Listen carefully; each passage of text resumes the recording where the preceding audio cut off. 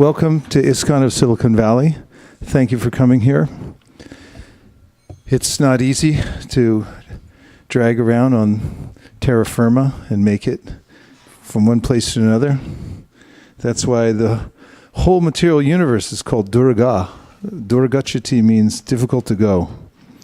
It's difficult to go, it's also difficult to stay, but those, while they're here, who use their time to listen to the Bhagavad Gita and topics about Krishna, the Srimad Bhagavatam says, improve themselves. They get a kind of asset that is especially meant for the human form of life and which is never diminished, even by the force of time.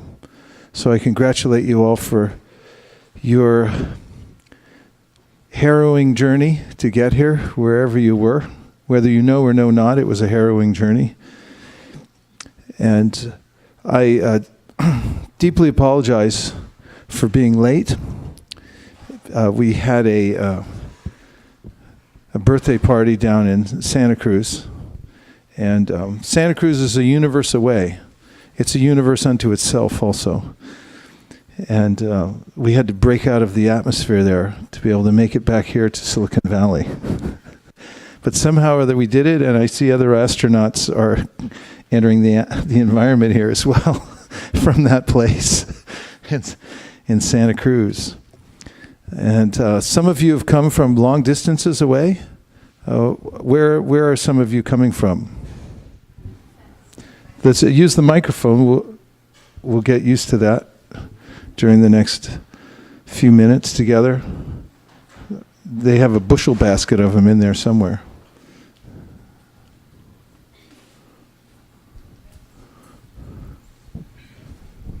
There's two. Okay. Go ahead. Where are you coming? Where did you all come from? Palo Alto. Palo Alto. One of the more liberal-minded areas in the world. Affluent. Palo Alto. Where else?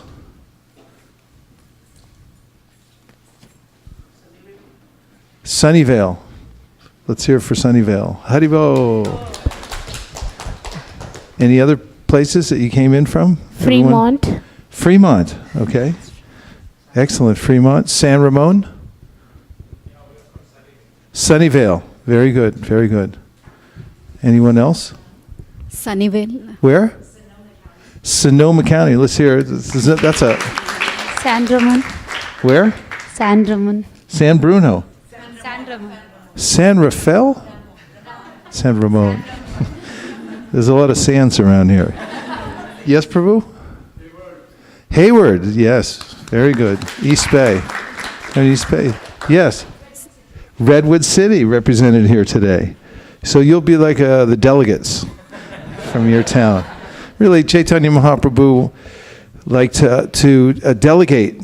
In fact, he said that he made a pronouncement. And when a spiritual personality says something, then it has a deep effect. I mean, it's even true in some ordinary circumstances. For instance, if you meet a judge in a parking lot at 7-Eleven, and she tells you that because you didn't move your car, you're going to go to jail, will you go to jail? No, but if she's in the courtroom and wearing the robes, sitting behind the bench, and then she, in open court session, and you've been brought in as a defendant, orders that you get $1 million. Do you get $1 million? Say yes. Yeah, so this is empowered speech. When Krishna says something, when he makes a pronouncement, then it's true for all times. In fact, in the Srimad Bhagavatam, Prabhupada says that the order of the Supreme Personality of Godhead is a manifestation of his internal potency. And it is by that particular potency that one comes to see the Lord face to face.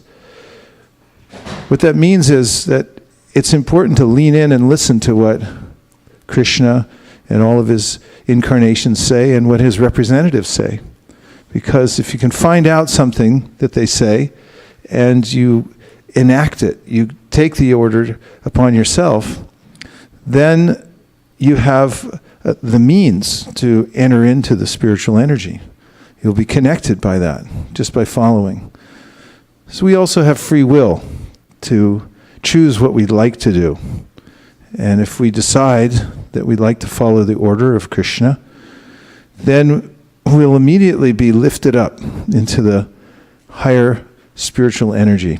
And this is also an important aspect of the science of Krishna consciousness, is understanding that there are various energies with which we're interacting at various times. We find throughout the Bhagavad Gita, for instance, that there are 3 modalities within the world, and our association with them has consequences. Have you noticed that? And oftentimes we notice that there are consequences, we're just not sure where they came from. Well, Krishna helps us trace back where the various kinds of things that are happening to us in our life are coming from. For instance, in the 13th chapter of the Gita, Krishna says, Purusha prakritisto hi bhunkte prakriti jan gunan, karanam guna sangosya sarasad yoni janmasu. That if you see good and bad happening in your life, you have some good situations, bad situations. Does that sound familiar? Is it all good? All bad? Good and bad. Sarasad. Then he said you can understand the cause comes from your sangha with the various modes of material nature. And if you associate with the lower modes of it in nature, Krishna says in the 14th chapter of Gita, Jaganya gunavrittisa adoga chanti tamasa, which means that there's a very low energy called tamas, which is characterized by darkness, ignorance, inertia, and so forth. And by getting in touch with that mode, then we can be dragged down ourselves. In fact, Krishna pronounces it jaganya, which means it's abominable. It's a really bad situation, jaganya gunavrittista. On the other hand, he says that if you stay in touch with sattva gun, the higher mode of nature, which is characterized by light, wisdom, the ability to distinguish between matter and spirit, then you'll go upwards. And if you stay in touch with the middle mode of nature, you'll stay in the middle, which is the world of mixed happiness, which doesn't sound very appealing, does it? It's almost worse because you're offered some kind of enjoyment, but then it's mixed in with misery. Prabhupada used to give the example of sand with sweet rice. So the science of Krishna consciousness is primarily about the way in which we associate. Thank you. I guess I won something for that monologue.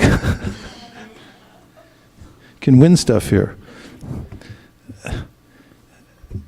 Really, it's about association.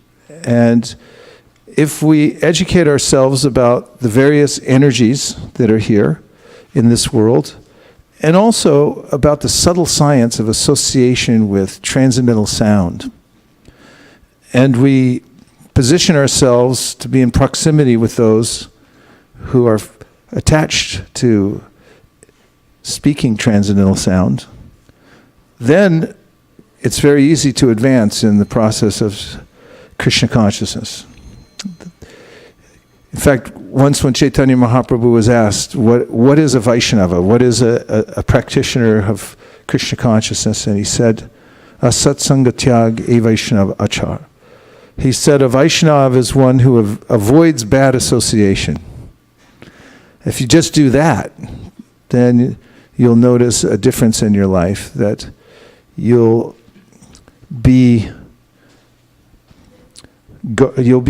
protected to some degree from influences that drag you down. But even more than that, it's important on the positive side to regularly make transcendental sound for yourself and be in the association of others that do. There's a verse in the 2nd chapter of the Bhagavatam, number 17, that says, Shrinvatam swakata Krishna punya shravana kirtana hridyantaksto hibadrani vidunoti suhritsatam. And that means that Krishna is within our heart. And when he notices that we are listening to transcendental sound, then he actually helps us from within the heart. He notices that we made the choice to listen to transcendental sound and to not listen to sound which is affected by lower modes of material nature. Is the way I'm presenting this, is it clear, or do you have any questions about it? Does it sound too abstract? It's all right? Do you have any reflections so far? Things that I said that stuck in your mind? Yes, Prabhu.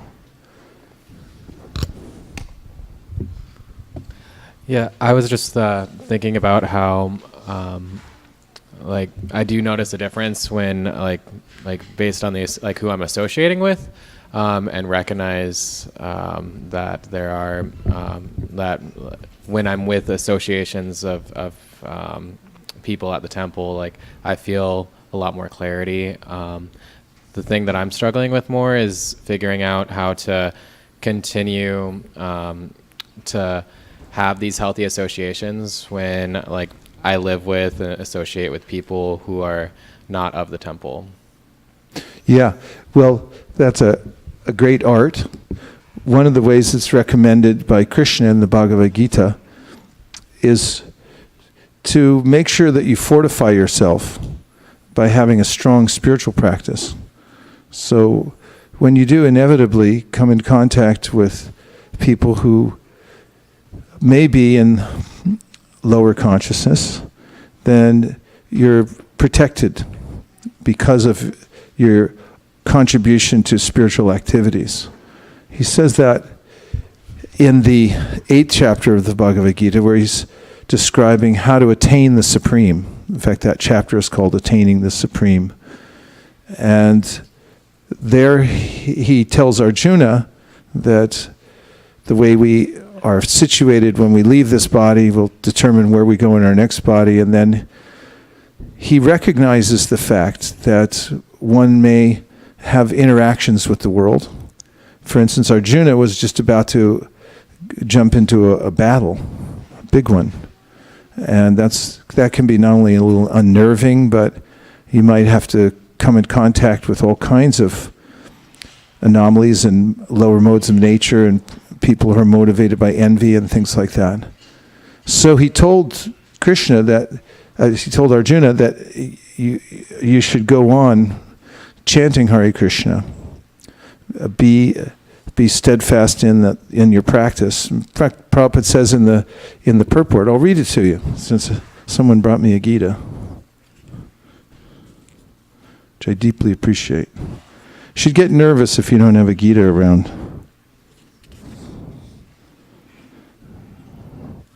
And this is a therefore verse because it starts with tasmat, and it really, the therefore comes after Krishna says that one should be aware of the fact that our consciousness takes us to various places in this world, spiritual, material, upper, lower. How we develop our consciousness is up to us also. That's why there's such a thing as a spiritual practice, a discipline that we choose to do. And after telling Arjuna that there are consequences to how you've developed your consciousness, then he says, Tasmat sarveshu kaleshu mama nusmara yudyacha mayarpita mano buddhir mami vaishyasya samshayaha. And this is the translation. This is from the Gita, for those who are keeping score at home, 8.7. Therefore, Arjuna, you should always think of me in the form of Krishna and at the same time carry out your prescribed duty of fighting. With your activities dedicated to me and your mind and intelligence fixed on me, you will attain me without a doubt. And here's Prabhupada's purport, just for you. This instruction to Arjuna is very important for all men engaged in material activities. Raise your hand if it applies to you, men or women. Okay. The Lord does not say that one should give up his prescribed duties or engagements one can continue them and at the same time think of Krishna by chanting Hare Krishna. This will free one from material contamination and engage the mind and intelligence in Krishna. By chanting Krishna's names, one will be transferred to the supreme planet Krishna Loka without a doubt. So that's one answer. Another one comes in the 7th canto of the Srimad Bhagavatam, which is instructions for advanced human beings. It's near the end of the 7th canto. And there Narada Muni says that when you practice your spiritual discipline, you should do it very diligently, and then when you inevitably go out and associate with people who may be worldly minded, it's because you have to, according to your occupation. He said then when people mention certain things about the world and their interaction with you, you can say, yes, sir, very good, sir, thank you very much, sir. And you may even comply externally, but internally you should be steadfastly remembering that I'm a devotee and keep your heart fixed in Krishna consciousness. In other words, he doesn't recommend withdrawing from the world altogether and becoming antisocial and not doing your worldly work or whatever you have to do to survive in the world. But he does recommend being aware of the fact that you're mixing with other kinds of energies and that you should protect your heart. Externally, you may comply, you may go on, agree to certain kinds of things that you need to do, but be aware internally that your main purpose in life is spiritual. You could practice, yes, sir, very good, sir, thank you very much, sir. Yes. But we don't ever at any time stop our practice. We go on regularly. And this has a residual effect also by contributing to our spiritual health every day, taking time, some special time during the day, to make sure that we complete our prescribed mantras. Whatever mantras you're chanting, should do them consistently. And this is called Sankhya Purvaka, or numerical strength. It starts to add up. In any discipline, if you do it every day without fail, it's interesting how something that seems like a small dedication to something in the beginning, after some time, after a month or so, that the mind might change and think like, I don't want to do any of it. So if you're able to be consistent with your practice and continue, it'll have a powerful effect. Prabhupada used to say, and make this gesture, he said that drops a day, wear the stone away. If you've ever looked at geological formations, you'll sometimes see, if you go in places where there are interesting rock formations and maybe that it's in contact with water that's been dripping. I've seen places where there's a hole in granite and the water's just been dripping there for 100 years, 200 years, and then pretty soon there's a big hole that comes through. Near the ocean too, along the headlands, you can see places where waves come up, and over time it wears it away. So we can also be consistent, and it's elusive how powerful it is. We can't ever, it's hard to estimate how powerful the practice of chanting Hare Krishna is. The Srimad Bhagavatam tries to express that in various ways and say, by saying that even unknowingly when you chant, it has a very powerful effect. What to speak if you intentionally do it. So there's some encouragement in the verses of the Bhagavatam and the Bhagavad Gita itself, recognizing the fact that we're in a delicate situation. Because once you decide you want to be Krishna conscious, then you realize, oh my goodness, I'm really mixed up in a lot of things. You don't have to freak out. You can continue your practice diligently, and the Krishna conscious part of your life will prevail, especially if you stay consistent. What other reflections did you have? Not did you have, or did you have, but you still have. Yes.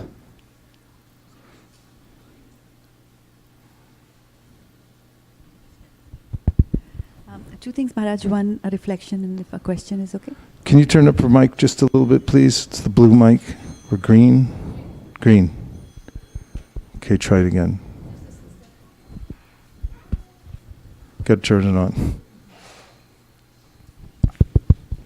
I really like the use of the term consequences. You said that in this world there are the various modes of material nature, and then our association with them has its own consequences. So Yeah, if you look at the word consequence, you'll see the word sequence in it. So there's a sequence that unfolds when you do certain things in this world. And deliberation, one of the tenets of deliberation means to understand what are the consequences of my actions. So being very aware, super aware of the fact that if I push this button, this thing will come out. If I push that button, that thing will come out. And that's one of the ways to fortify oneself. Krishna says you should have your intelligence ready for the world all the time. He says it at the end of the 3rd chapter of the Bhagavad Gita. I know you have more, I'm just going to... At the end of the 3rd chapter of the Bhagavad Gita, first of all, Krishna describes, because we're speaking about hierarchies of energy, he says, Indriyani priyanyahur indriyabhya paramanaha manasastu parabhutir yobhute paratastu saha. And that is, lowest of all are the senses, above the senses is the mind, above the mind is the buddhi, or the intellect, and above even that is the Atma. And above that, super soul. So he says, Evam buddhi param budva samstabhyatmanamatmana jahi shatram mahabaho kama rupam tarashadam. That you should become aware of this hierarchy, and you should also fortify your buddhi, your intellect, so that when you see the world and you're interacting with it, you become very much aware of the consequences. Consequence. What will be the sequence that will unfold when I do certain things?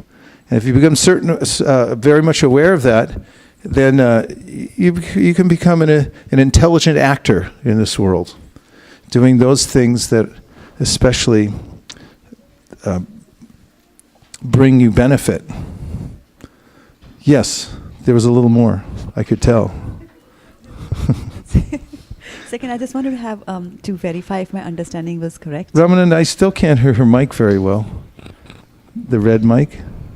Is there a trick to that? Yeah, now it's good. We put more money in the thing? Yeah, and second is I just wanted to have some verification on if this is correct. Because somebody asked me about the situation where we say that internally you are thinking of something else and externally you are saying, yes, sir.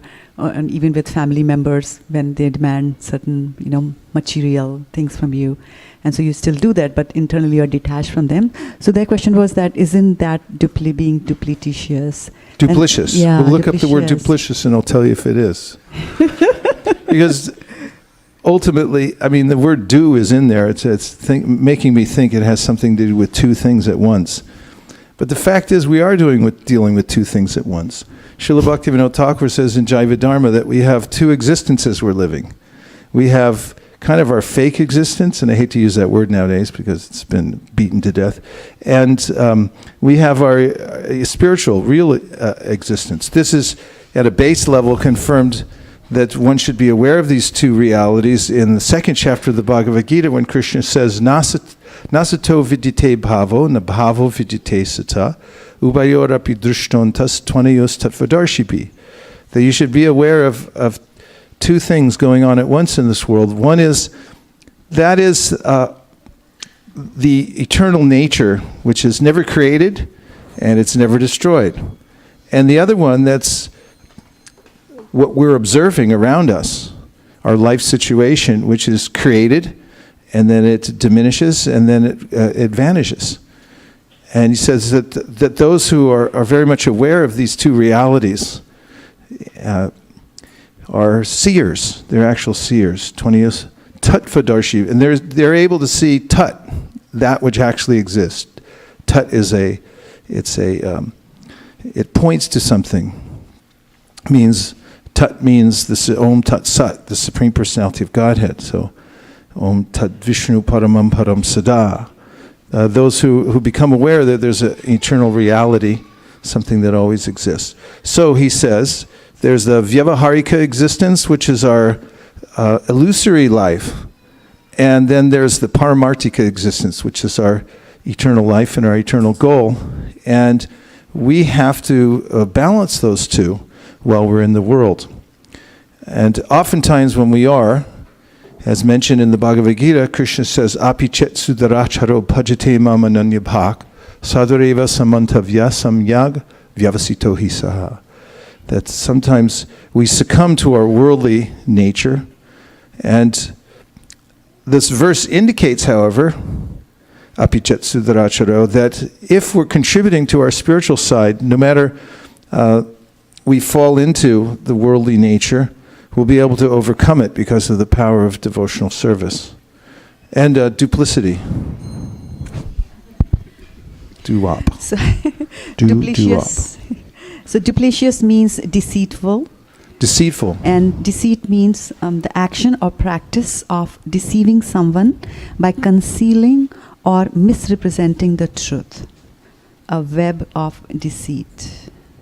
And where does the word come from, please? It comes from Middle English or from the Old French, deceiver, or to deceive. Deceit does. Yeah. But we're asking about, what were we asking about another word? Duplicious. Yeah, it doesn't give the origin here. Duplicitous. Duplicious. It's from Middle French. What does it mean? Where?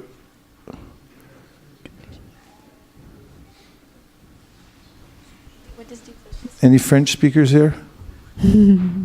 Where's our French Canadians? No? You don't speak French?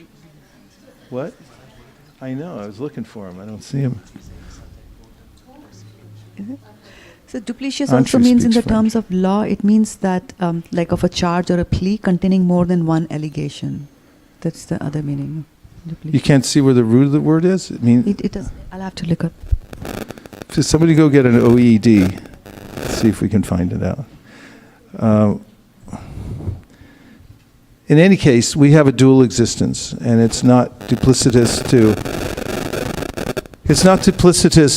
to hold on to one's spiritual identity despite the fact that one's interacting with the world. And this is the idea behind Vyavaharika, that, for instance, if you go for a job interview and they ask you where you're from, and you say, I'm from Goloka Vrindavan, then you won't get the job and you won't be able to stay steady in maintaining yourself. The Bhagavatam says, Kamasya nindriya pritir labo jiveti yavata jivasya tattva jignasya narto yash cheha karma bihi. You have a right to maintain your material existence, but the reason that you would do it is so that you can go on inquiring about the absolute truth. This is mentioned in a more extreme way when Devaki and Vasudeva are coming home from their wedding, and Kamsa hears a prophecy from the sky that the seventh son of Devaki, your sister, will kill you. And then he stops driving the chariot, grabs the hair of his sister, who was just married, and pulls out his sword. He's going to kill her. And then Vasudeva has to defend his wife, first by trying to point out to Kamsa that this wouldn't look good on your resume. And then through other means, he tells her. And in that section of the Bhagavatam said that our prime duty is to somehow or other stay alive, because our life is so important. It's very important. And so you have to do whatever you can do to stay alive. And as a matter of fact, this verse is in the Bhagavatam that I just referred to, mentions that one should desire to maintain a healthy life, a life of self-preservation, but so that one can vigorously inquire about the Supreme Absolute Truth. This comes up in Gajendra also, that Gajendra means the elephant who was grabbed by a crocodile. And Prabhupada points out that all of us are grabbed by a crocodile. And so you could kind of relate to Gajendra. He's in a serious situation. I may or may not know, but I'm also in a severely challenged situation. I'm grabbed by the crocodile of death. And there he says that the crocodile and the elephant, when they fight, I mean, different kinds of animals, sometimes different species fight. And then you have to see which one's going to win. You see this a lot in Vrindavan, because, if you were a betting person, you'd like to say, which one's going to win, monkey or dog? And I've seen monkeys go up against dogs. Interesting things, dogs win, because they come in packs and they scare away the monkeys, which really surprised me. And I also said cows win over almost everybody, because they swing their horns. But this comes up in the Bhagavatam. Who wins against crocodile and elephant? Who would you say? It's a trick question. I'll just give you that hint. It depends. Yeah, it depends where they are. So the Bhagavatam says, if they're in the water, crocodile wins. If they're on the land, elephant wins. So it really depends where you are and how you're situated. So this verse, kamasya nendriya pritya labho jivete yavata. Jivasya tattva jignasya narto yasheha karmabhi. You have to stay in a natural situation of life, balanced, healthy. So you have the vigor to inquire about spiritual life and to consistently practice. So you have a right to protect yourself, and you have a right to keep yourself healthy.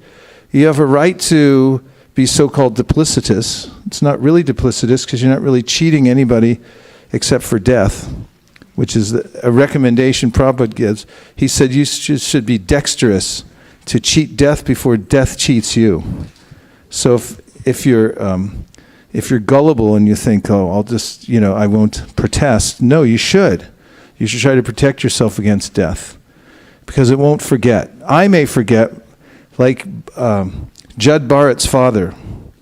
Jud Bharat is one of the great characters of the Bhagavatam, pure Vaishnava. He had been a king and ruled his kingdom for thousands of years. He still had his youth. It was a different era. And then he renounced his kingdom, which was a very common thing for virtuous kings to do. They would go out on top. You ever see somebody like an athlete? Like, it's over for them, everybody knows, but they keep going out there, and then they get beat down, and everyone's like, you should have quit before. So kings like that, they had this nobility where they would go out on top. They're still rich, still young, and then they would decide purposefully to go and give up everything. It means more that way. It always means more when you do preemptive giving, by the way, because everyone's got to give everything back, right? Am I right? Say yes. Say yes a little louder. Yes. Yeah, you got to give everything back. So if you wait till it's taken from you, how much credit do you get? You don't get any credit. Everyone just goes, ha, ha, ha, you're a fool like everybody else. You should have given it up earlier. But if you decide to give it up to a worthy cause, and you do it before you have to do it, you get eternal credit, especially if you give it to the right place. So Bharat Maharaj was like that. He said, I'm going out on top, and I'm going to give up everything, all my kingdom, and he walked away from it. In fact, he's given as an example by Sri Chaitanya Mahaprabhu when he's teaching Sanatana Goswami, is Chaitanya Mahaprabhu, about the symptoms of an advanced devotee. And he says one of the symptoms of an advanced devotee is that he or she becomes naturally uninterested in the material world. And so Bharat Maharaj, he walked away from on top. He had everything he could want, and he walked away from it. Then he went to the wilderness, which is where a lot of yogis would go, just to be by themselves. Vivikta sevikam. Krishna mentions it in the Gita. It's a natural tendency for those in self-realization to want to just focus on one thing.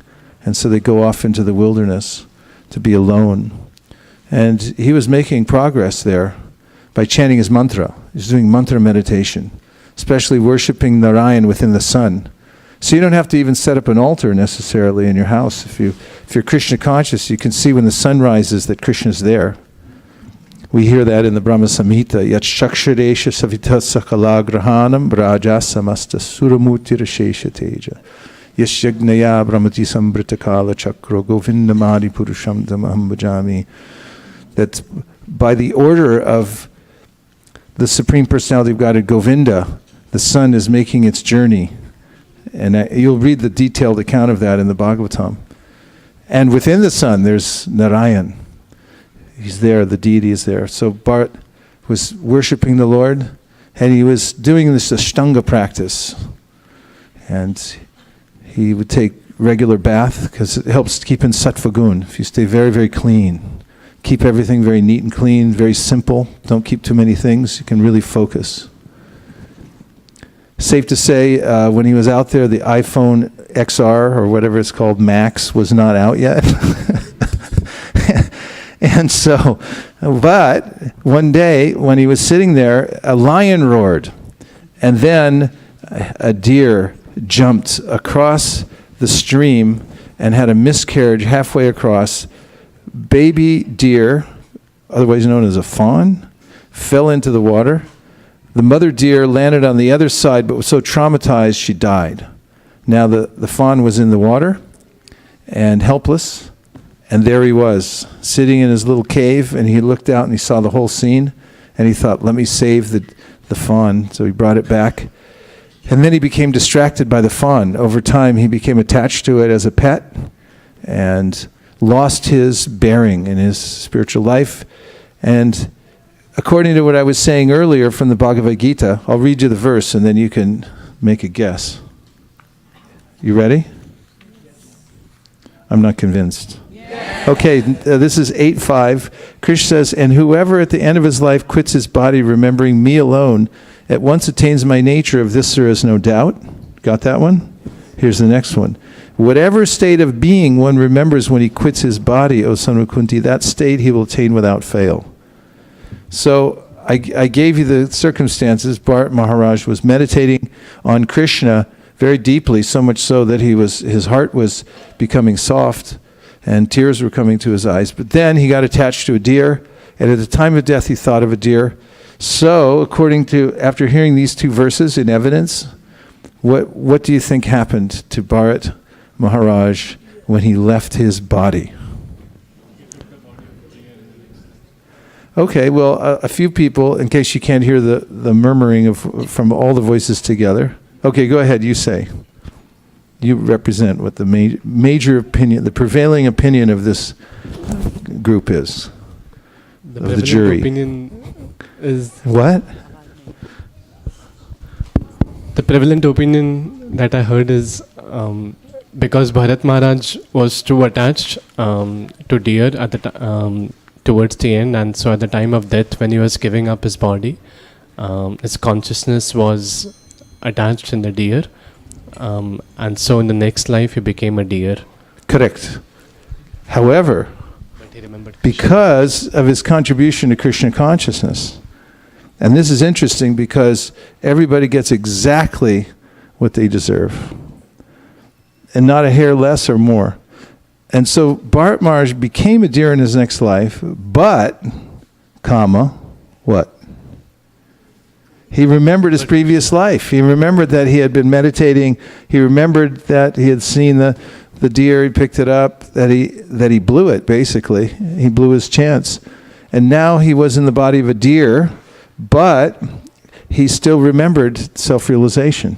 So now, as a little deer, he found his way back to Pulastya Ashram, where the Ashtanga yogis were practicing.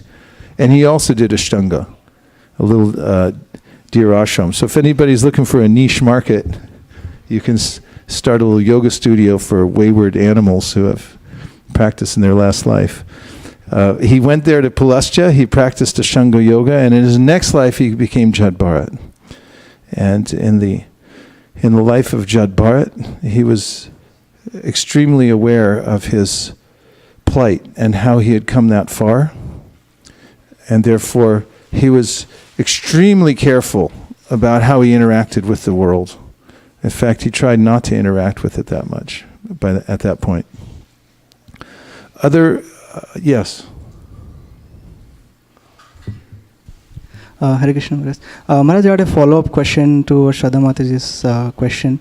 So regarding this idea of being externally attached but internally detached, so is that something that comes naturally, or is it something that one has to follow as a principle?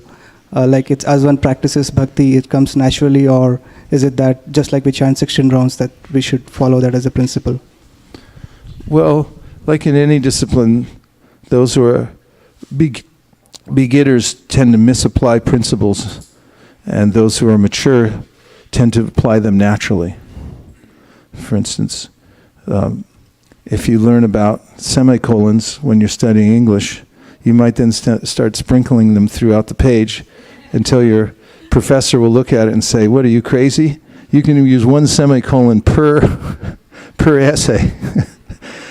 This is called utsahan mayi.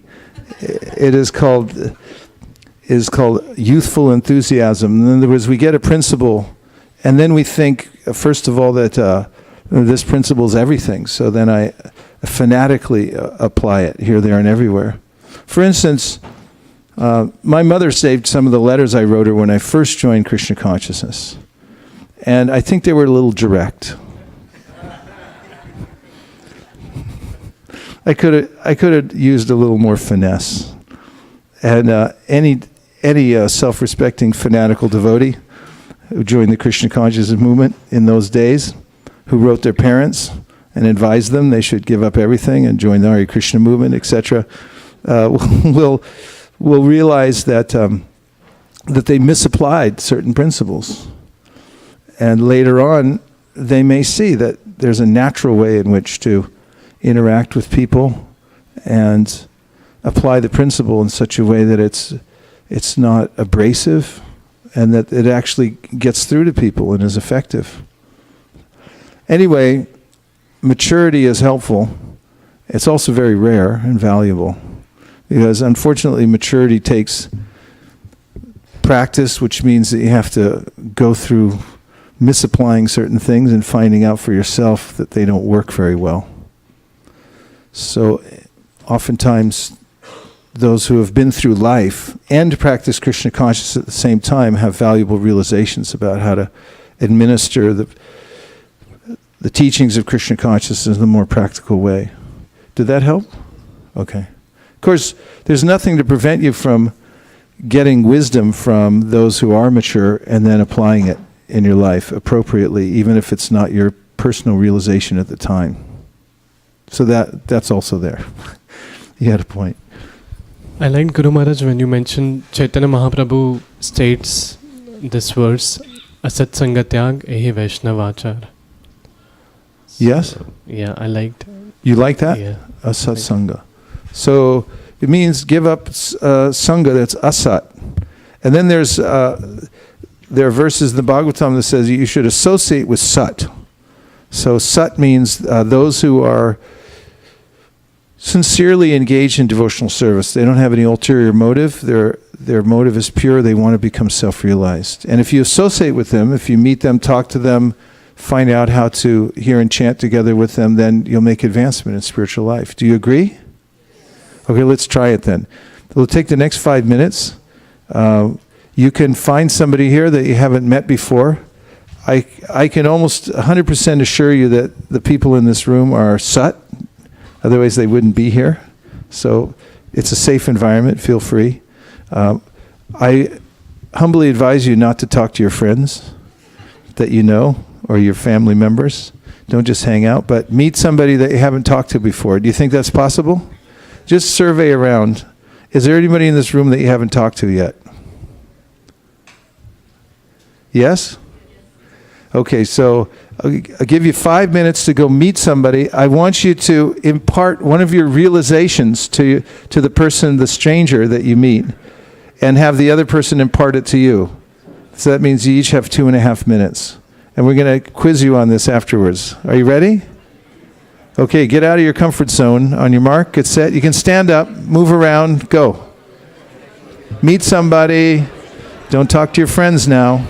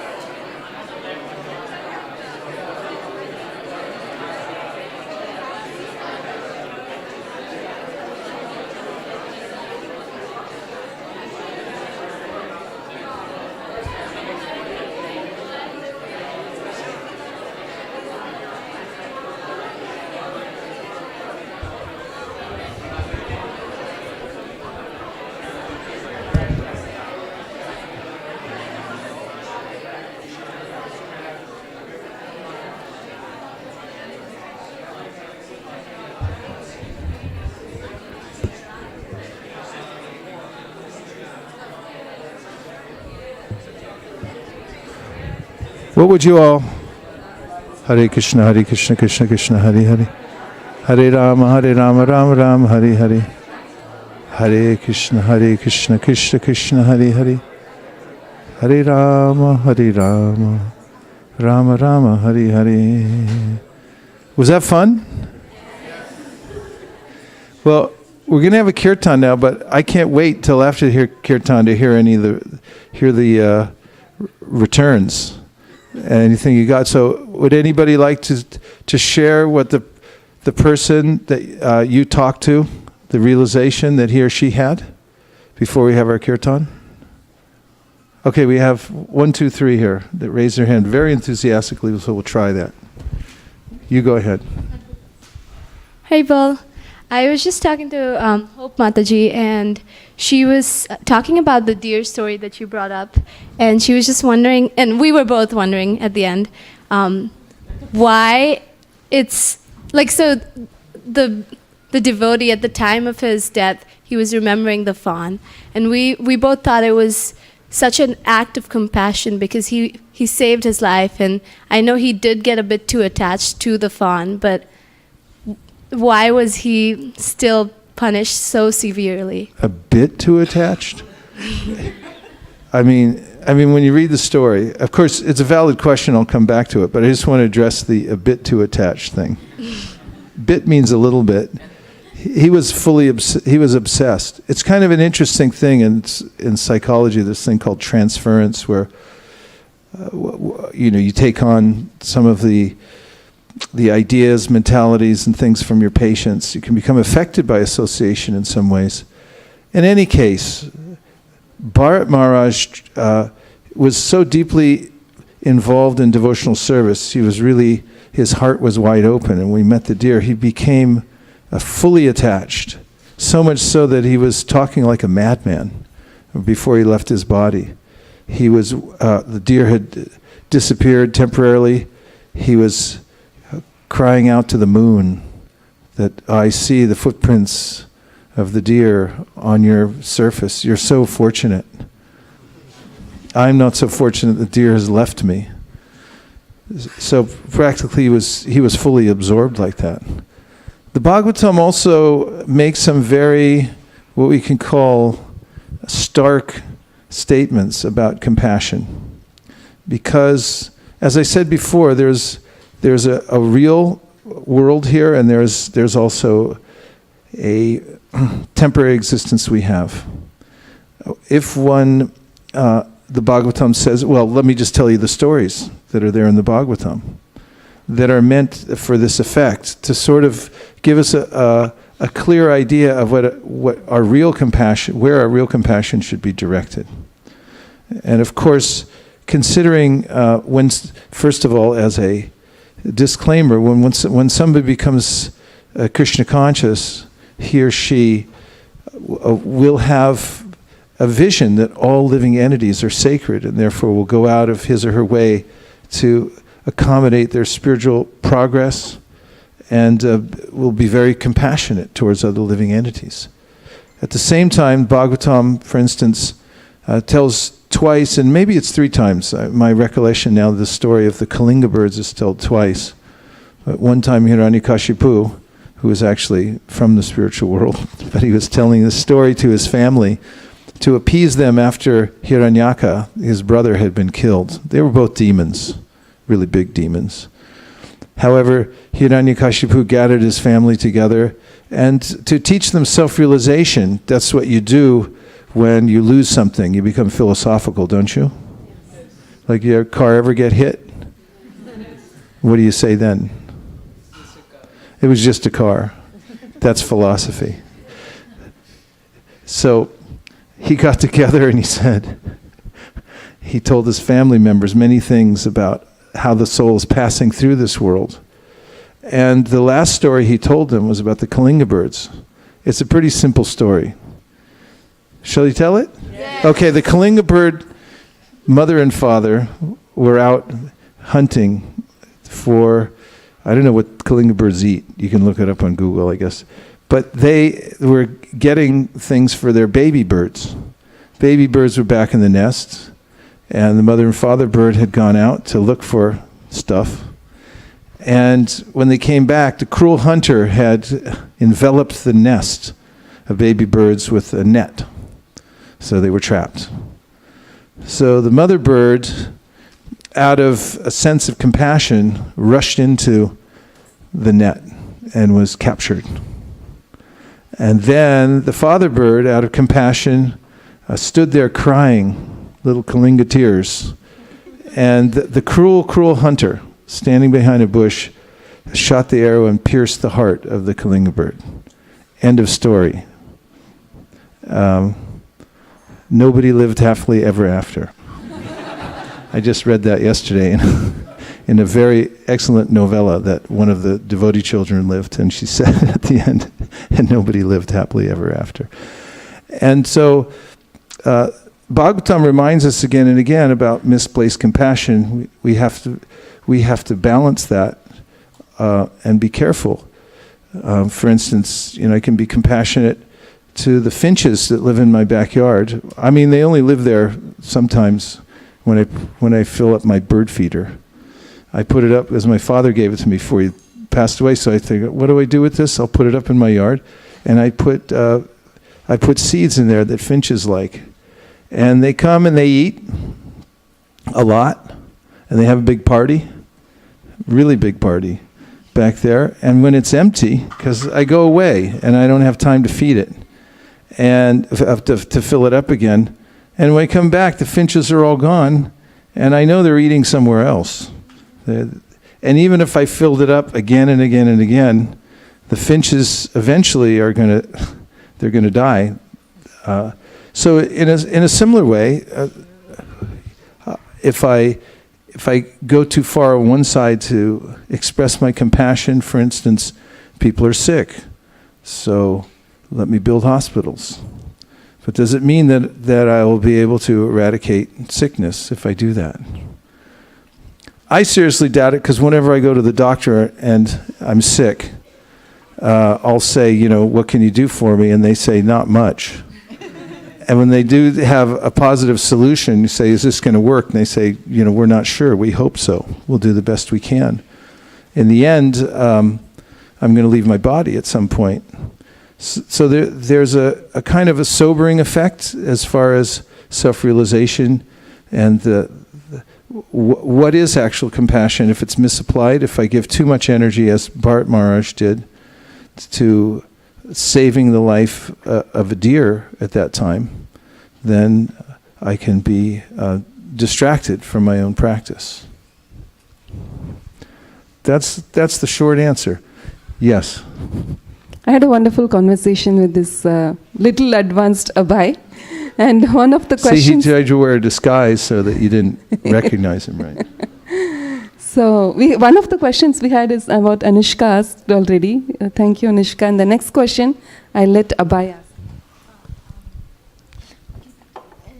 Why?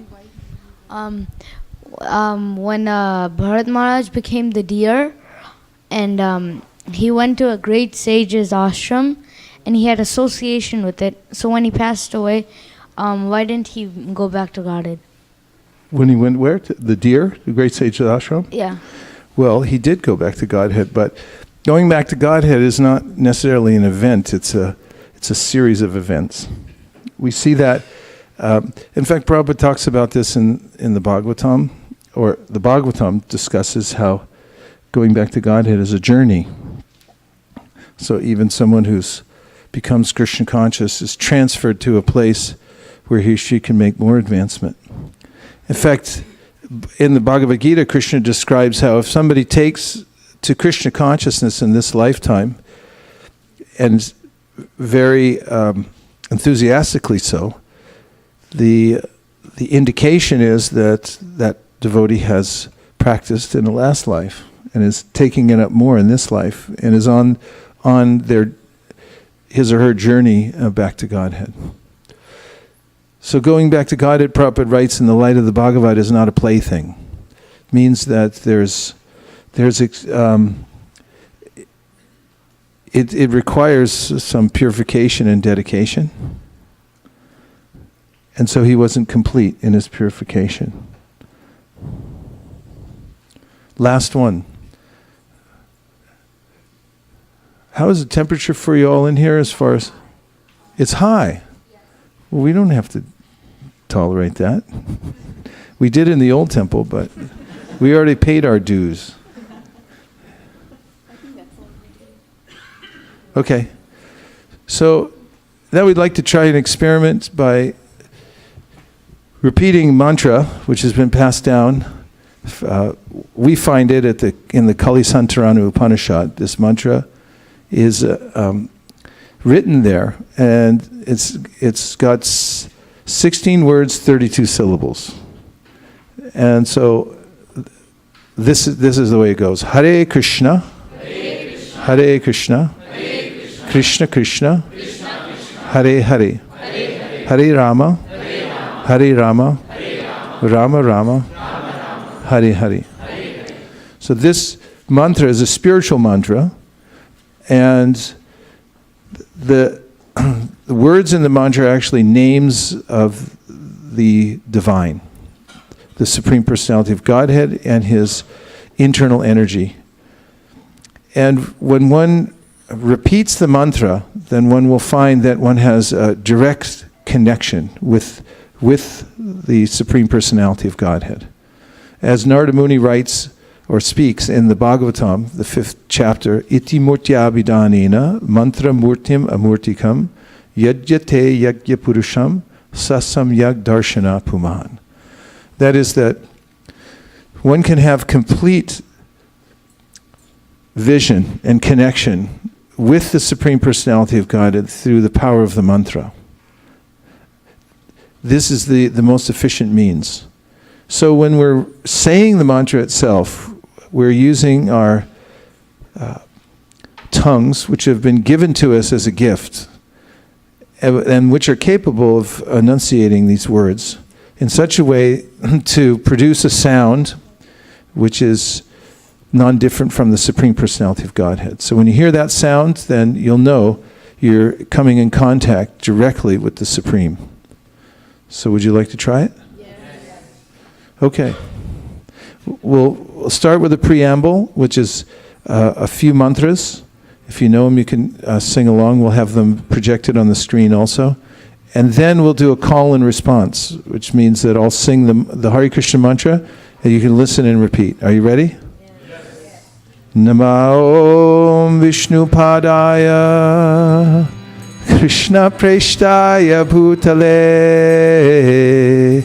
Sri Mate Bhaktivedanta Swami Niti Namine Namaste Saraswate Deve Gauravani Pracharine Nirvishesha Shunyavadi Paschatya Deshatarine Jaya Shri Krishna Chaitanya Prabhu Nityananda.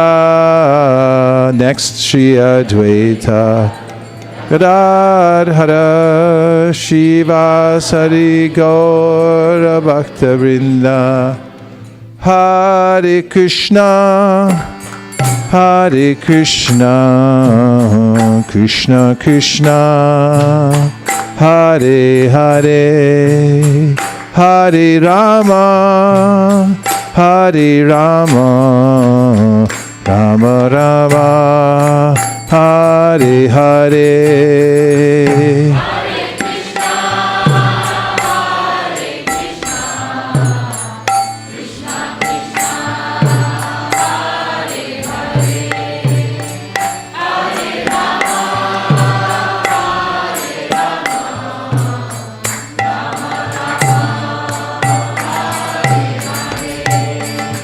Hare Krishna, Hare Krishna, Krishna Krishna, Hare Hare, Hare Rama, Hare Rama, Rama Rama, Hare Hare.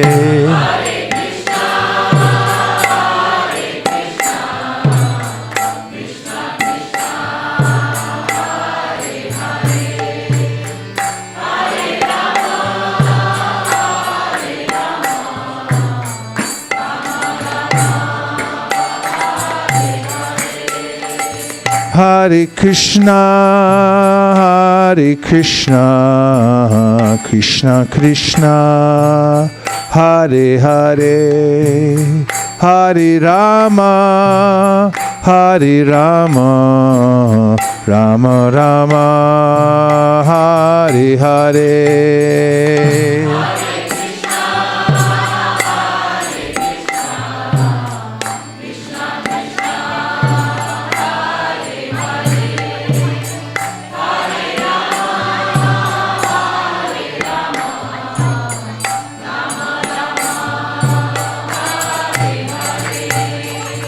Hare Krishna, Krishna Krishna, Hare Hare, Hare Rama, Rama Rama, Hare Hare.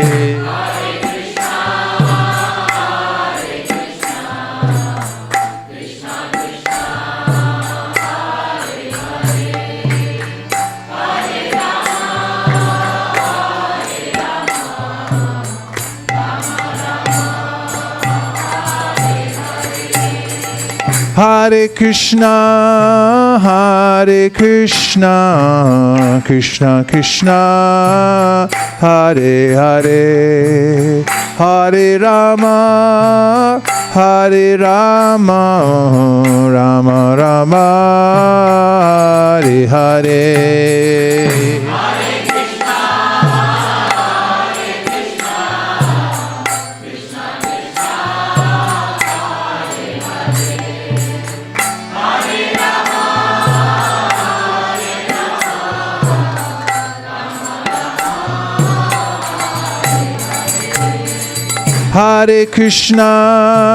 Hare Krishna, Krishna Krishna, Hare Hare, Hare Rama, Rama Rama, Hare Hare.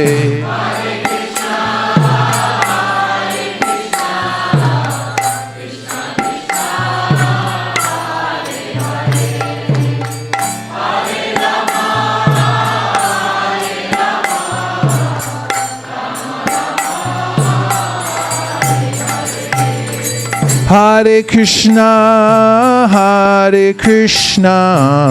Krishna Krishna, Hare Hare, Hare Rama, Rama Rama, Hare Hare.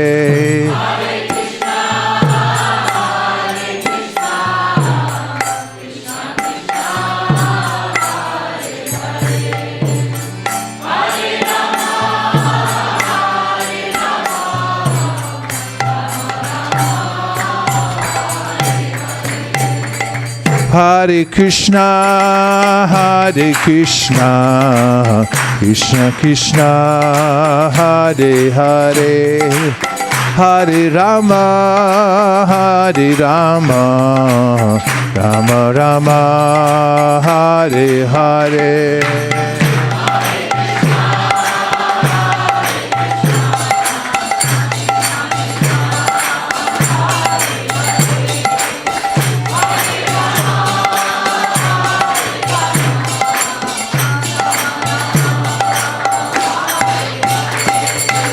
Hare Krishna, Krishna Krishna, Hare Hare, Hare Rama, Rama Rama, Hare Hare.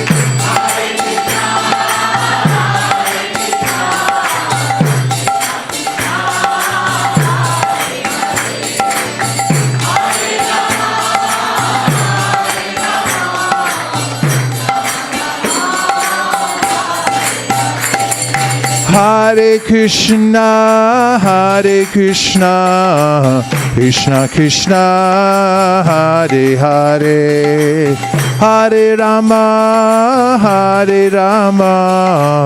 Rama Rama, Hare Hare.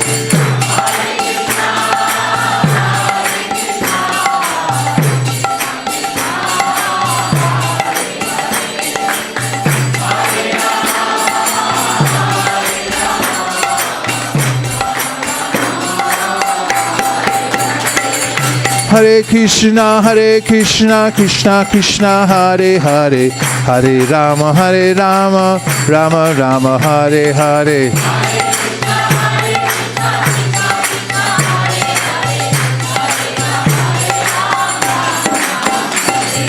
Hare Krishna, Krishna Krishna, Hare Hare, Hare Rama, Rama Rama, Hare Hare.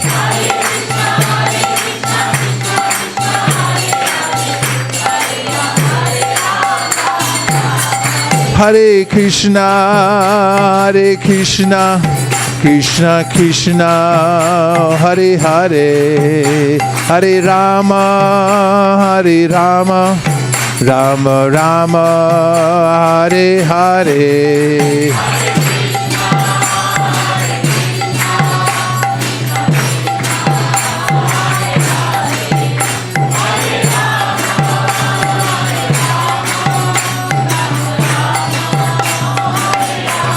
Hare Krishna, Krishna Krishna, Hare Hare, Hare Rama, Rama Rama, Hare Hare.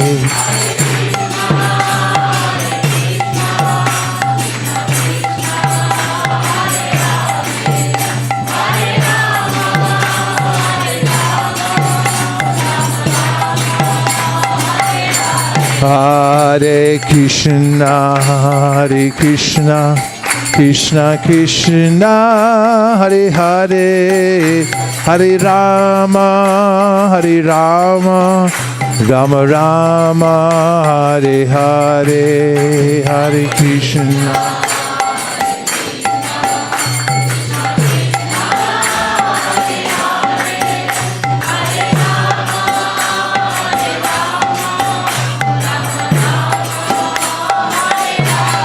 Hare Krishna, Krishna Krishna, Hare Hare, Hare Rama, Rama Rama, Hare Hare.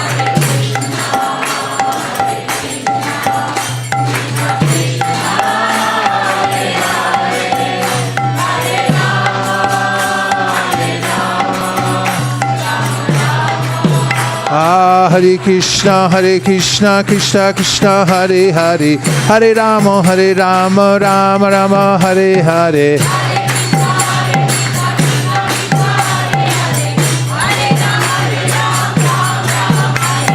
Hare Krishna, Krishna Krishna, Hare Hare, Hare Rama, Rama Rama, Hare Hare.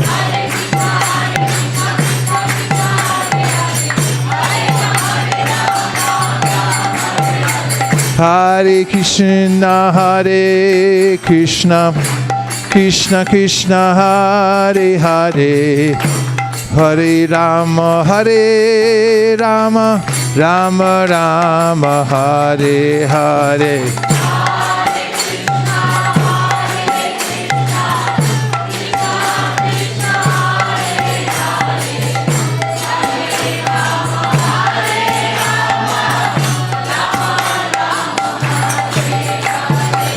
Hare Krishna, Krishna Krishna, Hare Hare, Hare Rama, Rama Rama, Hare Hare.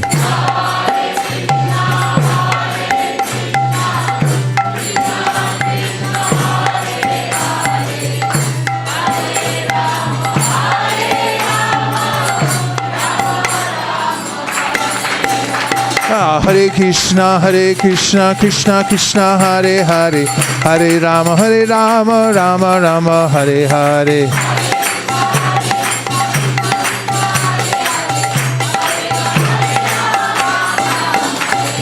Hare Krishna, Krishna Krishna, Hare Hare, Hare Rama, Rama Rama, Hare Hare.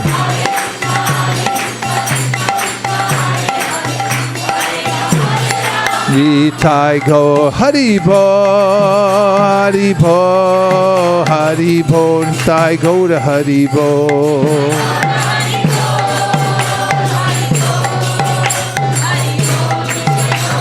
Nitai go to Haribo, Haribo, Haribo, Nitai go to Haribo.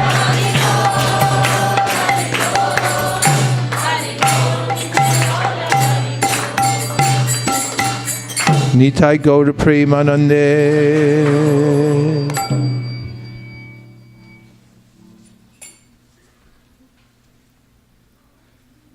And now let's hear any more of the realizations you got by talking to your friends here, new friends. One, two. Go ahead. I talked to Vivek Prabhuji at the back, and he mentioned that he couple months ago started coming, and he finds a lot of peace here. So He looks very peaceful. Nice to see you. Thank you. to seek that peace, he came here. To seek peace. Yeah, in the Bhagavad Gita, Krishna says, Bhoktaram jagatapasam sarvaloka maheshwaram suridam sarvabhutanam gyatva mam shantim vrishyati. So shanti means peace. And turn that microphone up. Tell him to turn it up. It's too low. And Krishna gives a formula through which one can find peace. So the first thing he says, Bhoktaram yagyatapasam. That means that I am the enjoyer. So one time, many, many years ago, it happened here in Silicon Valley, that there was a man who was working at one of the corporations you know, and his senses, one day when he woke up, they were having an argument. The fingers and toes, legs, arms, ears, eyes. He heard them discussing amongst themselves, why is it we work so hard and all we do is feed the stomach? All our work, I earn money, I go to the store, have to chew the food, and all this stomach just sits there and eats, takes it all in. And we're not going to do this anymore. We're going on strike. He heard his senses say that. This was in the paper. I think it was the San Jose Mercury News. And they did. They went on strike. They wouldn't feed the stomach because they said, why should it enjoy it? Why should we sit here, stay here doing all the work? But after 3 days, they reconvened because they became weaker and weaker every day. And they realized the correlation that when we feed the stomach, we become nourished. So in a similar way, because we are known in the Bhagavad Gita as parts and parcels of Krishna, in the Gita 15th chapter, Krishna says, Mamai vamsho jiva loke jiva bhuta saratana. The living entities, the conscious beings, are all eternal parts of Krishna, fragmental parts. And when we cooperate for Krishna's enjoyment, then we are nourished and we actually enjoy, just like the senses enjoy. My finger can't enjoy independently. If tonight, by good fortune, I'm given some sabji, I'll sit in the corner and just, I wish I could have a little sabji.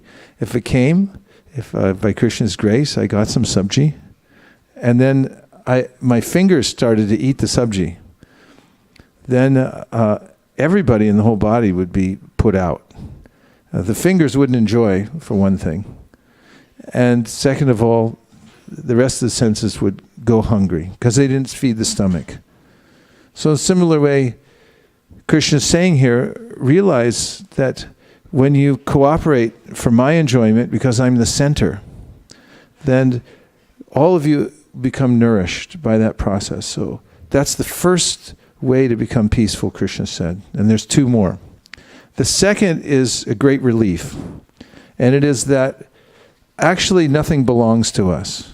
Does that make you feel better? As soon as something belongs to me, then I have to worry about it. But Krishna says that everything that's within the universe actually belongs to him. And the things that we have are set aside as things that we get to use. And when we have that conception, Krishna says, then we can have peace. And the third one is that Krishna is our friend. The world is benevolent. The universe is benevolent because it was set up by Krishna for us. And that all that he does in arranging our lives the way he does is for our ultimate good. Sometimes that's hard to see. But he assures us, Suridam Sarvabhutanam, I'm the friend of all living entities. And he's such a friend that he stays with us no matter where we go, in whatever species of life. He concludes by saying, if you understand and live your life on these three principles, then, he said, then you'll have peace. Gyatva mam shantim richati. You'll get real peace from these three principles. What other things did you hear? Kameshri. Here comes the green mic that's been really amped up.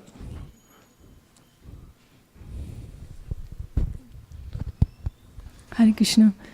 So I'm very happy that I met Janaki today, and I talked to her. So she told she has been coming to temple for 2 years now, about 2 years. And 2 years back when she came, she was praying intensely for help from the Lord for some challenges, and she felt reciprocation from Krishna.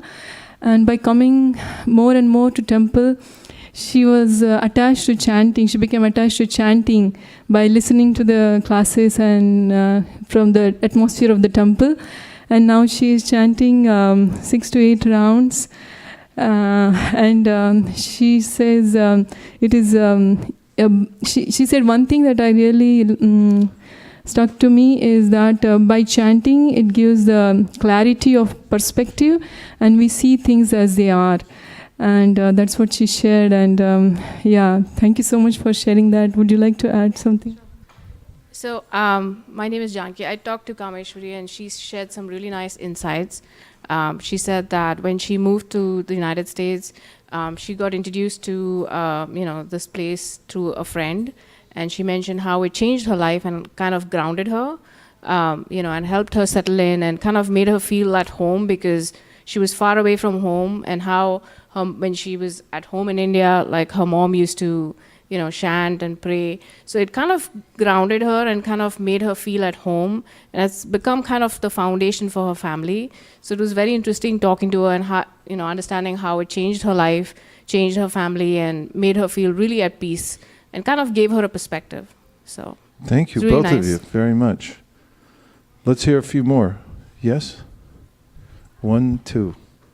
Here comes the yellow mic. That's known as a good mic, the yellow. Hare Krishna. I was speaking with Satish Prabhu, and he was explaining how we came to Krishna This Prabhu? consciousness. Satish Prabhu. Satish Prabhu.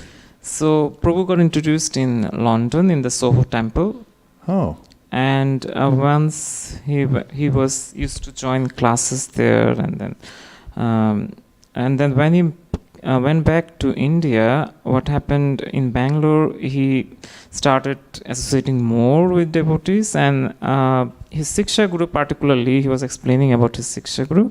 So that devotee used to work actually for a big multinational company, and his manager was a devotee.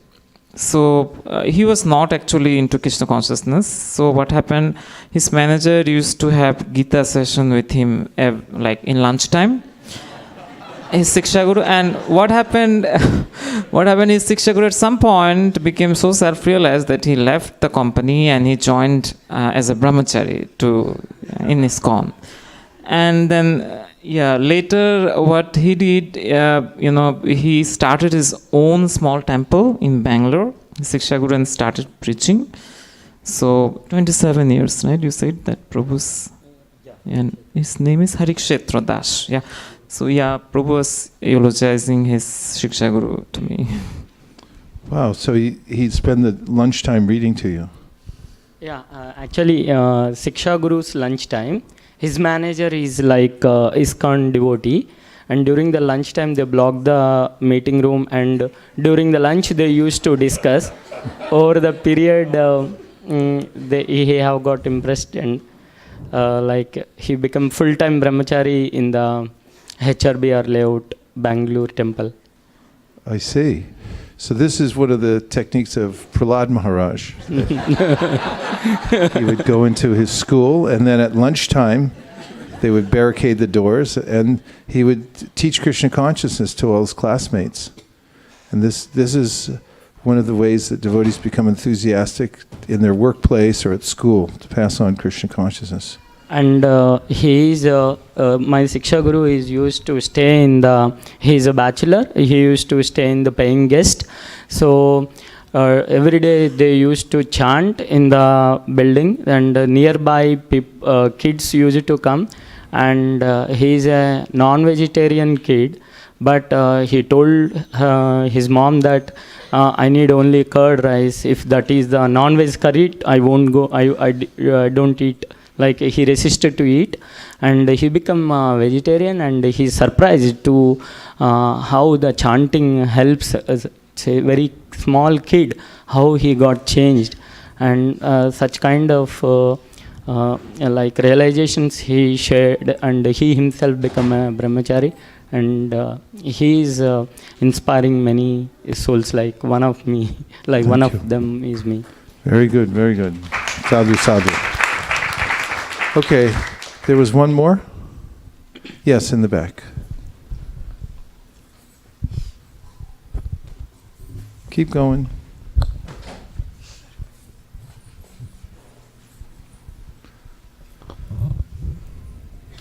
Hare Krishna Prabhuji. Thank you for this wonderful opportunity to talk to people.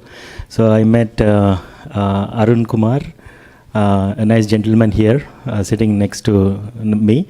So he is also a Telugu person, and then when we are talking, he said that he came to the temple for the first time, and his mother-in-law is a devotee of Krishna. She reads Bhagavad Gita every day. And then I also interacted with my neighbor here, his father-in-law. So he also told that she has Bhagavatam as well. He's coming for the first time along with them. Welcome. Hare Krishna.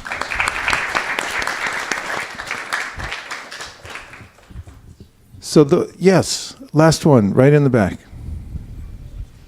Oh, Hare Krishna Maharaj, everyone.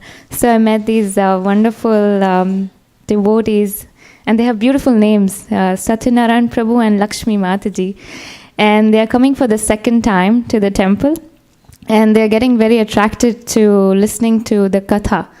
And although they say they have heard the stories before, but knowing the inner, deeper meaning is helping them a lot.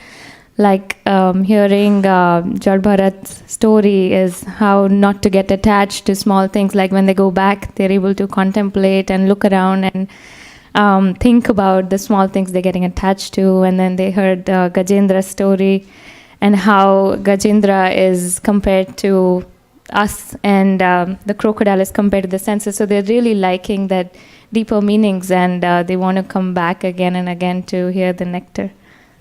Thank you. Hare Krishna.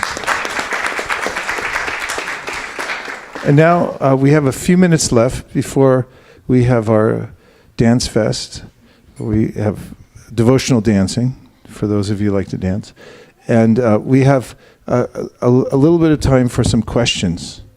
Any questions from things that you heard so far, or that have been on your mind anyway?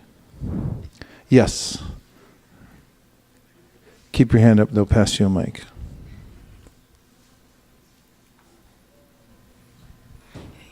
Hare Krishna Maharaj. So a little while ago you had talking about maturity, and that one of the ways we can develop maturity is when we apply things and we see that they don't actually work. But there was some verse that I heard, and it said that in the age of Kali Yoga, part of impatience is the fact that we're not situated, or maybe it's we don't know how to maneuver with goodness because of a lack of patience or something. It was the 4th chapter of the 1st canto. But how do we know if we're trying to develop maturity? how do we know if it's just a lack of patience or if it's just something isn't actually working? Best to take guidance from Vaishnavism is a culture of guidance. And if you find good guidance, first through Shastra and then through those who know Shastra well and are also good practitioners, and you consult with them on a regular basis about particular aspects of your life and make your decisions based on that, then you'll be well served, and it will help you to make the right decisions. Hare Krishna. Hare Krishna. Yes. I have two questions, Maharaj. First, you mentioned the instruction of the Lord is a direct manifestation of His internal potency. So, knowing that but still not being able to realize that, how do we follow the instructions to the best of our ability from Krishna, Guru?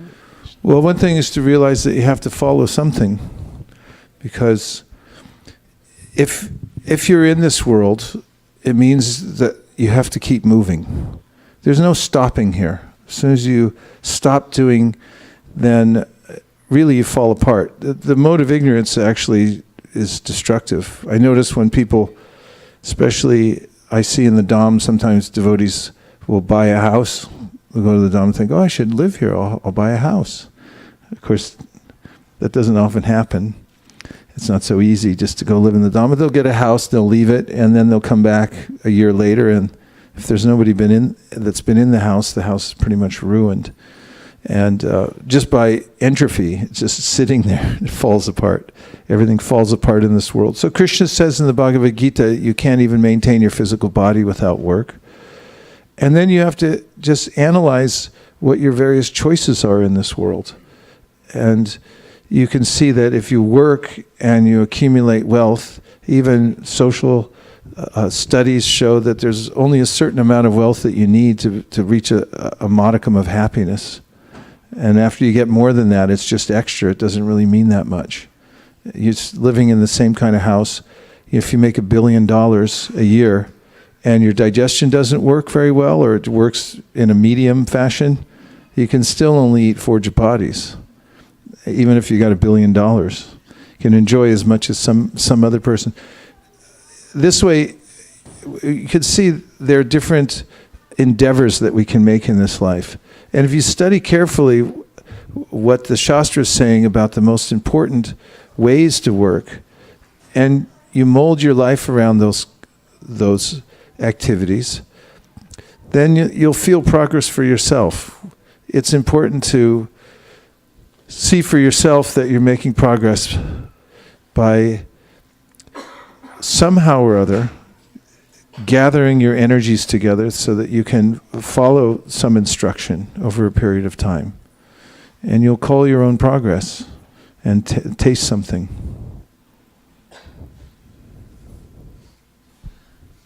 By contrast, you can see that people who work hard without a spiritual goal are left holding an empty bag in the end. So what is there that you ultimately get, even if you're very successful in this world? Narada Muni says this in the fifth chapter of the Bhagavatam, and that is that why work so hard for those kinds of things that are going to come naturally to you? Tasyaiva heto prayateta kovido nalabhyate yad brahmatam uparyada talabhyate dukkha varanyata sukham kalena sarvatra gabhira ramasa. Kalena sarvatra gabhira ramasa. He says there are certain things that you're going to get in due course of time anyway. Of course, there are a lot of things you get you don't want, right? No? A lot of things that come to you automatically that you didn't ask for, and you didn't appreciate it when you got them. You didn't want. They're bad things. And so he said, in the same way as bad things come of their own accord, good things do also. And those things, there's a ledger when you're born that says you're going to get a certain amount of this and a certain amount of that on the material side. But on the spiritual side, he says, if you try for it, then you can actually make real advancement. So if you study what's the difference between work for elevation in the material worlds or work for spiritual elevation, and discern what's the difference in quality, then you can be attracted. Because ultimately, working hard in the material world well, let's start on the other side. Oftentimes people think spiritual life, if I take the spiritual life, it's a risk. Why would it be a risk? What would you be risking? For instance, if you took the spiritual life, you put more time into it.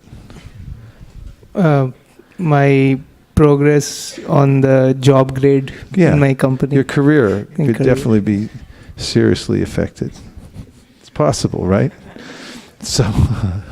So it may seem like spiritual life, it's a little risky, and material life, it's a sure thing. If I try hard enough and I do all the right things, then I'll make advancement.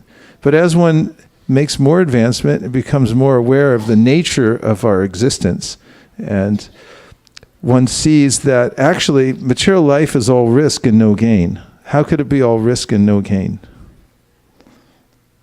Looking from a higher level. Because it's all temporary. So what do you mean by that? So even if the example that you give, even if I end this life with $1 billion, but I have to leave everything here. You have to give it all back, right? Yes. Yeah, so you could gain all kinds of things, and then you just have to give them back. Prabhupada used to give the example that someone you meet and they say, listen, you come over to my house, I'll let you watch my TV. Plus, I'll give you $1 million. Plus, I have ice cream. Can you eat as much as you like? And I'll give you can wear all my rings. I have very valuable rings. And you can have the keys to my car. It's like, okay, I'll come over. Except one thing. At the end of the day, 4 big men will run out from the back of the room with shoes, and they'll beat you. Take back the rings, take back the $1 million, and then they'll put you in a car, drive you down the road, and push you out somewhere where you don't know where you are. This is the process of material life, because no matter what we gain here at the end of life, I know this is a Sunday class, and I hate to be so macabre, but you asked the question. So ultimately, birth means we're pushed out somewhere. We have no idea where we are. We were just beaten in our last life, and now we come out and the next one's like, you want to try again? It's like, yeah. Until we have some understanding that actually I have a different aspect to my personality. It's spiritual. If I make advancement on that side, then it's all gain. Krishna says in the Bhagavad Gita that any advancement you make in spiritual life, Kumbh Mela just let out. Any advancement you make in this life spiritually, you never lose. So you have to study the nature of both. They're different. Okay, one more question.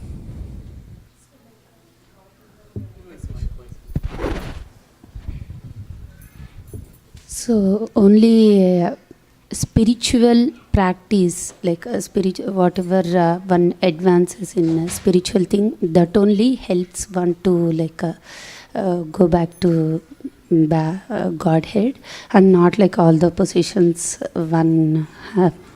Correct. Yes. Spiritual practice like chanting Hare Krishna will help you to prepare yourself for more spiritual practice, which is the real pleasure of the soul. Prabhu? Yes, a question. So Maharaj, in first canto, second chapter, we come across this verse, Nashta Prayeshu Avadreshu Nityam Bhagavata Sevya. So I had a question, why is it mentioned Prayeshu? Prayeshu is like almost destroyed. So the process of devotional service, as soon as one starts, so all the misgivings in the heart, they're almost destroyed. And then irrevocable devotional service is established. Because in any practice, there's a beginning, a middle, and an end. And that Prayeshu is describing the middle. So when you first start and you make a little advancement, you get to the point Well, let me put it in practical terms. Anybody here ever caught a common cold? Let me put it another way. Anybody here not caught a common cold? Because if so, we're going to clone you. Common cold, it's a weird thing. It's like once you get it, you know you got 9 days. Or let's say you've got, let's say you get sick, something, and you go to the doctor. Does that ever happen? Okay, now doctor gives you some medicine. And you start taking the medicine, and the first 3 days you take it, you don't notice any change at all. Right? And then on maybe the 4th day, then you think, well, maybe something's happening. I can't tell. And by the 5th day, 6th day, then you go, it's definitely working. But you're not better yet. You just know that you're getting better. And then by the 9th day, you're like, I'm all better.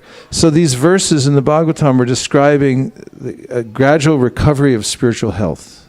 So it's like when you notice for yourself that, oh, I'm recovering. And this is something someone will see for oneself. There's a verse in the Bhagavad Gita in which Krishna says that we may restrain ourselves from, for instance, enjoying our senses in the world. Like, let's say if you fast. You ever fast?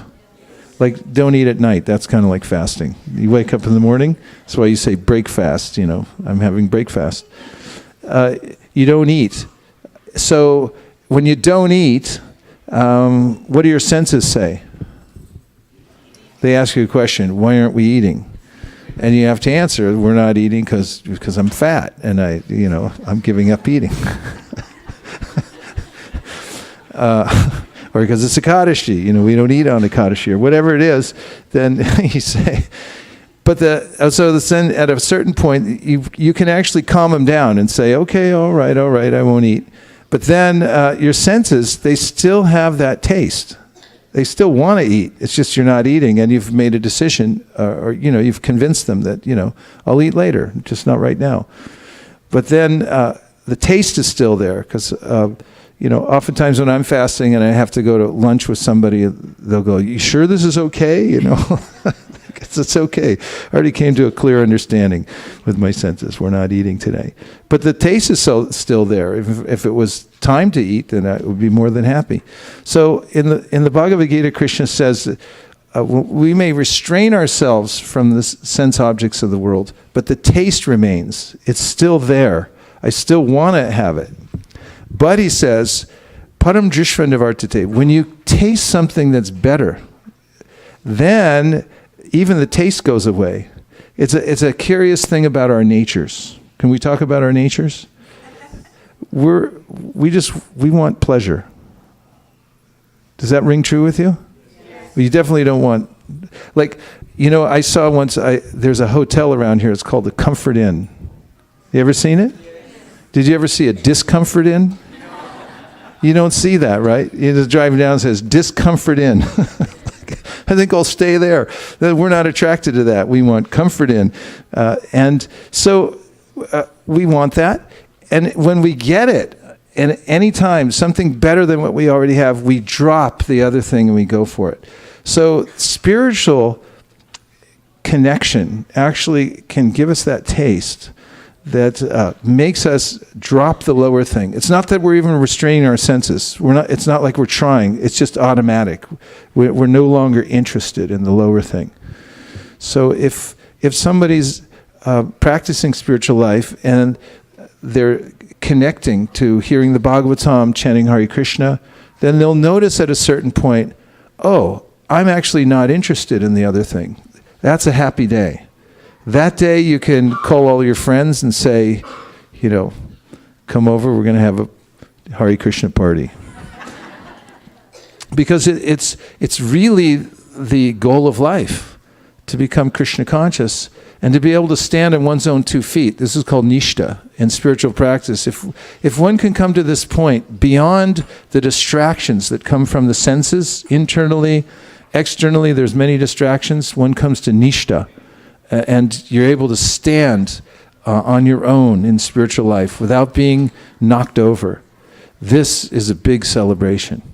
So this is prayishu. One notices this, that yes, I'm developing spiritual health, but it's not complete. But as you continue, then you come to the point, tadarajas tamobhava, kamalubharayasche, when it's completely eradicated, and then you move to another level. And then as Vishwanath Chakravarti Thakur explains, when he describes these verses, he said, then the nectar starts to flow. It's like a rain cloud opened up, and nectar's coming out. And this is real enjoyment in life. But first get to Nishta, that place. Prayeshu, it's almost all gone. You notice that it's, I'm really recovering now. So we've had a little time. We chanted Hare Krishna, I remember. We also got a chance to talk amongst ourselves. Everybody met somebody. Yeah, that's fun. And very nice to have association. We read something from Bhagavad Gita, and we had a lot of discussion. And now we're going to have a Hare Krishna dance party. So one of the traditional dances in the Hare Krishna practice is called the Swami step, and it goes like this. You can stand. No, don't stand yet because you won't be able to see. When you're standing like this, you can step from side to side. Hare Krishna, Hare Krishna, Krishna Krishna, Hare Hare. Now the next part. Keep going. Put your hands in the air like this.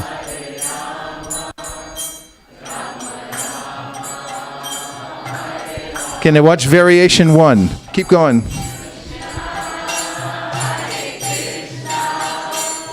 Variation 2. Variation 3, you got to watch carefully. You see? Step behind. Hare.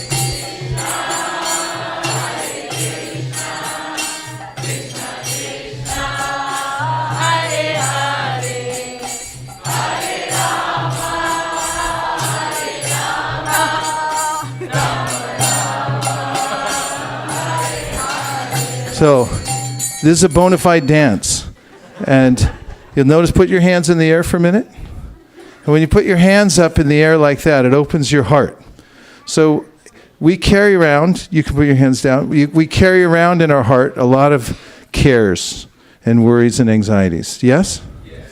So, when you put your hands in the air and you dance, and if you dance a little vigorously, just like keys and money and all that kind of will go flying out of your pockets. So we'll get it, don't worry. From your heart, all these anxieties that will go flying out. And all the good things from the holy name will go flowing back into your heart. So this is a chance for you to let them all go. Now you don't have to keep your hands up all the time because you'll get tired. So just listen to the mantra, and then when you chant, you can try putting your hands up in the air. So try doing the Swami step during the kirtan, and you'll see that, and this is mentioned in the Nectar Devotion, dancing before the deities is one of the main practices for bhakti. So feel free to put your hands up and dance before the deities, okay? So now we're going to move all the asanas out of the way. We're going to roll up this rug, and underneath you're going to see a beautiful dance floor. One of the main reasons we got this place is because of this nice wooden floor. Thank you very much. Hare Krishna.